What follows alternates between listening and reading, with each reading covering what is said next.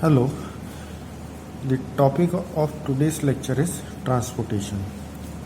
आज हम पढ़ेंगे ट्रांसपोर्टेशन। इस ट्रांसपोर्टेशन में क्या होता है, सामान एक जगह से दूसरी जगह हमको पहुंचाना रहता है। जहाँ पर सामान बनता है या होता है उसे हम सोर्स कहते हैं, जहाँ पहुंचाना होता है उसे हम डेस्टिनेशन कहते हैं। Suppose A, B, C, D और E जो है वो सोर्स है, और जो डेस्टिनेशन मतलब जहाँ पर हमको सामान पहुंचाना है वो क्या है, 1, 2, 3 और 4। यहाँ पर आप आगरा, बॉम्बे, कलकत्ता, दिल्ली इस तरीके से आप इसको इमेजिन कर सकते हो। और यहाँ पर कोई दूसरा डेस्टिनेशन है कि जहाँ पर आपको ये सामान पहुँचाना है। तो एक जगह से दूसरी जगह सामान पहुँचाने के लिए हम एक मैट्रिक्स बनाते हैं जिसका जो ट्रांसपोर्टेशन होता है वो मैट्रिक्स के अंदर सोर्स और डेस्टिनेशन होते हैं। उस अब जाहिर है जब इधर से उधर तक सामान जाएगा तो कुछ ना कुछ कॉस्ट भी इन्वॉल्व होगी उसके अंदर। तो वही कॉस्ट को कैलकुलेट करने के लिए हम ये प्रॉब्लम सॉल्यूशन टेक्निक्स का यूज़ करते हैं। तो ये मैट्रिक्स के अंदर ये सेल कहलाता है, ये ट्रांसपोर्टेशन मैट्रिक्स कहलाती है। इसके अंदर जो हम लिखते हैं वो ट्रांसपोर्टेशन कॉस्ट कहलाता है। अगर हम सिर्फ इस मैट्रिक्स की बात करें तो इस मैट्रिक्स को हम रिप्रेजेंट करते हैं M क्रॉस N से या R क्रॉस C से। इन दिस पर्टिकुलर केस यानी इस केस में 5 और 4 5 जो है वो रो है और 4 जो है वो कॉलम है। कॉलम खड़े जो हैं इनको कॉलम कहते हैं और ये सारी रोज हैं। ठीक, जो डिमांड होगी वो हम नीचे की तरफ यहाँ पर लिखेंगे और जो सप्लाई होगी वो साइडवेज हम लिखेंगे। ठीक, तो जब हम कैलकुलेट करेंगे पूरा ट्रांसपोर्टेशन तब आप देखेंगे कि यहाँ पर आपको मेथड्स मिलेंगी अलग अलग। यहाँ पर हम डिस्कस करेंगे जो हमारे सिलेबस में भी है। पहली है नॉर्थ वेस्ट कॉर्नर मेथड, दूसरी least cost method, row minima, column minima, Vogel's approximation method और जिसको हम रेग्रेट मेथड के नाम से भी जानते हैं।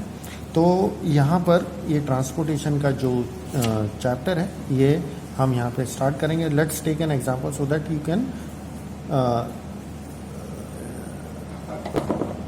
Understand much better. तो यहाँ पर हमने पहले लिया क्या, नॉर्थ वेस्ट मेथड हमने ली। नॉर्थ वेस्ट मेथड से हमको ये प्रॉब्लम है जिसको हमको सॉल्व करना है। जैसा कि मैंने आपको बताया कि ये सोर्स है और ये डेस्टिनेशन, इधर से इधर सामान जा रहा है। इस तरफ मैंने डिमांड लिखी है, इस तरफ मैंने सप्लाई लिखी है। पहली चीज़ तो ये समझिए कि मैट्रिक्स को बैलेंस होना बहुत ज़्यादा ज़रूरी है। बैलेंस के लिए हमें डिमांड और सप्लाई का टोटल जो है वो बराबर होना चाहिए। इधर आप देखेंगे 950 टोटल है इसका 950, और इस तरफ आप देखेंगे तो भी 950। इसका मतलब है कि बैलेंस्ड मैट्रिक्स है ये।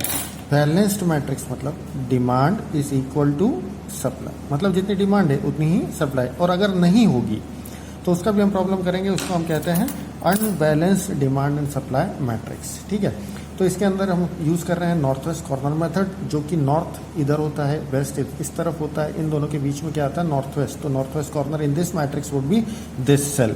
तो इस सेल के अंदर हमको क्या करना रहेगा, अलोकेशन करना रहेगा। अलोकेशन का मतलब सामान देना है, ट्रांसपोर्ट करना है। कहाँ से, A से 1 तक।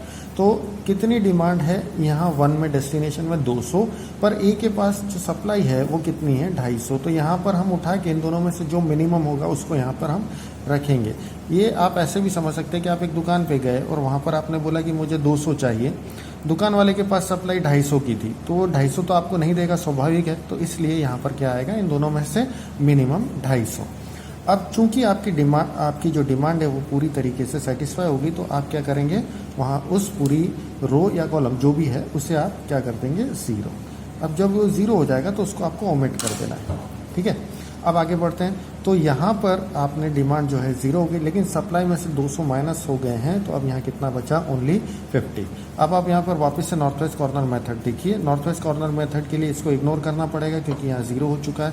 यहाँ पर आप देखिए 13 would be our next north west cell. तो यहाँ पर आप देखो एक तरफ सप्लाई है 50 और दूसरी तरफ डिमांड है 225। इन दोनों में से मिनिमम जो होगा वो यहाँ पर आपको रखना पड़ेगा।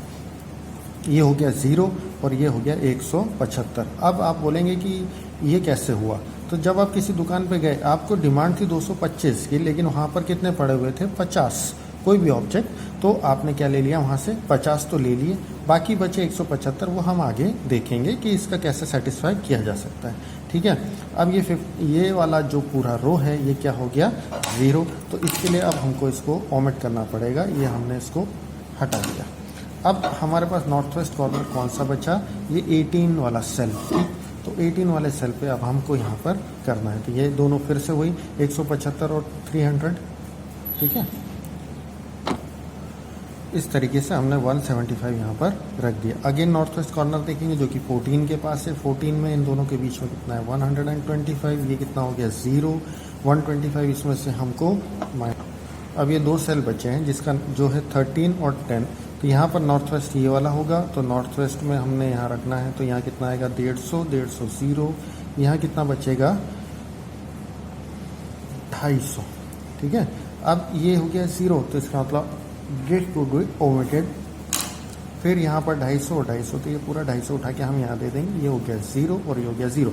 इट मीन्स डिमांड और सप्लाई कुछ भी सरप्लस नहीं है और हमने सामान जिसका जहाँ पर पहुँचाना था पहुँचा दिया। अब now we have to calculate the total transportation cost.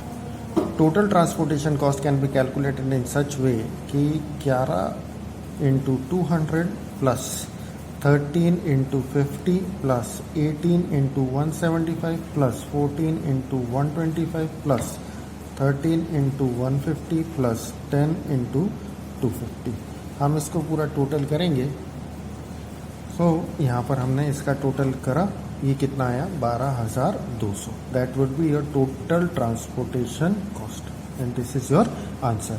अब इसी प्रॉब्लम को अब हम दूसरी मेथड से करेंगे जिसका नाम है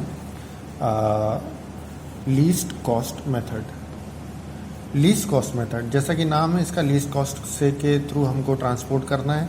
हम जैसे हमारे पास अगर एक से ज़्यादा ऑप्शंस अवेलेबल रहते हैं ट्रांसपोर्टेशन में, तो हम हमेशा क्या करते हैं, जो लीस्ट कॉस्ट वाला ऑप्शन होता है उसको हम चूज़ करते हैं। तो सिमिलरली यहाँ पर भी है, आपके पास बहुत सारे ऑप्शंस हैं, तो यहाँ पर आपको लीस्ट कॉस्ट यूज़ करना है। तो suppose in this particular total transportation matrix, तो यहाँ पर हमको क्या करना है, लीस्ट कॉस्ट ढूंढना है इस पूरे मैट्रिक्स में। तो यहाँ पर दो जगह है। अब यहाँ पर जब दो जगह सेम मैट्रिक्स आता है तो देखने वाली बात ये होती है कि जहाँ पर हम ज़्यादा से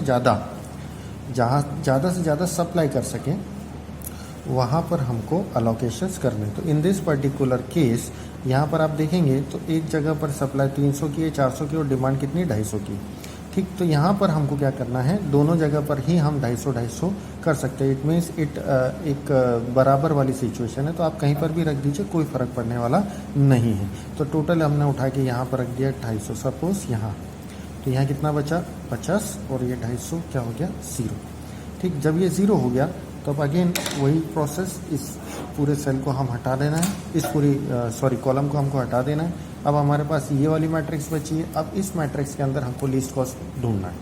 लीस्ट कॉस्ट ढूंढने के लिए यहाँ पर हम देखेंगे तो लीस्ट कॉस्ट क्या है 11। तो यहाँ पर हमको अलोकेशन करना है। यहाँ पर कितना है 200 डिमांड है, सप्लाई कितनी है 250, तो 200 हम यहाँ दे देंगे, बचेगा हमारे पास 0। यहाँ पर हमारे पास क्या बचा अगेन 50। तो ये वाला जो पूरा कॉलम है इसको हमको हटा देना है। फिर नेक्स्ट करते हैं आगे। ये मैट्रिक्स हमारे पास बची हुई है। इस मैट्रिक्स में हमारे पास क्या है लीस्ट में अगेन 13 यहाँ पर हमारे पास दो जगह है। एक जगह 225, एक की डिमांड 225 है, दूसरे की डिमांड 275 है। अब हम कोशिश ये करेंगे जहाँ हम ज़्यादा से ज़्यादा सप्लाई कर सकें। तो जहाँ डिमांड 275 है पहले हम उसको देने की कोशिश करेंगे। 275, ये हो गया 0, यहाँ पर बच गया 125। ठीक है, जो 0 हो गया उसको हटा दो। अब ये हो गया 100। अब यहाँ पर हम फिर से ढूंढेंगे जो लीस्ट कॉस्ट है वो क्या है, इन तीन में से क्या लीस्ट है, ये वाला लीस्ट है। यहाँ देखें यहाँ कितना दे सकते हैं हम 50, ये हो गया 0, ये पूरा हट गया। फिर यहाँ देखें नीचे 18 और 24 में से 18 और 24 में से यहाँ पर हमारे पास में 18 में हम कितना दे सकते हैं 50, अगेन 0, इसको ओमिट कर देंगे। फिर बचा कितना 24 और मैंने गलत कर दिया। तो यहाँ पर जब हमने 13 को 50 दिया तब माइनस होना चाहिए था, फिर 18 में 50 दिया तब भी हमको माइनस करना चाहिए था। ठीक, फिर यहाँ पर हमने देखा अब लास्ट वाला क्या बचा हमारे पास ओनली 24। तो 24 यहाँ पे 125 तो दे देंगे, ये भी क्या हो जाएगा 0, ये भी हो गया 0। तो अब हम टोटल ट्रांसपोर्टेशन कॉस्ट कैलकुलेट करेंगे। वो कैसे करते हैं, जो भी हमने अलोकेशंस करें उसके करस्पॉन्डिंग ट्रांसपोर्टेशन कॉस्ट के साथ हम उसका मल्टीप्लिकेशन कर देते हैं। ठीक है, तो इस तरीके से आप कर सकते हैं 24 इंटू 125, 13 इंटू 2, 13 इंटू इसका आंसर आएगा 12,825। आप ट्राई करके देखें। सो स्टूडेंट्स, हमने आज ये 2 मेथड पढ़ी, बाकी की कल ये 3 मेथड्स मैं आपको बताऊंगा। Thank you.